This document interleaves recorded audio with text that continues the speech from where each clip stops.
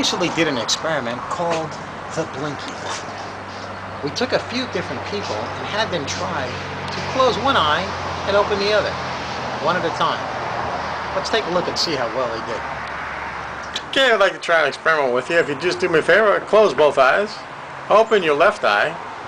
Oh, keep the other one closed. You're kind of squinting there. Open the right eye too. Close that eye. Close the other eye. Now open one and switch, close and open. And one more time. Piece of cake. I think it's just a men thing, huh? All right, good job. You're getting me dizzy. Open both eyes.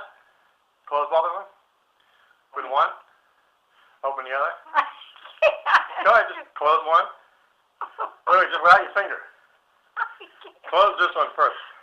And now close the other one. Open the other one. I can't. Try it. Just try it. No, close that one only. I can't. Close one eye. Oh, look at you. Yeah, you're pretty talented there. All right. Now open one eye. Close the other one. Very good. All right, it's not that tough, right? I got no problem with that. I don't That's understand it. easy.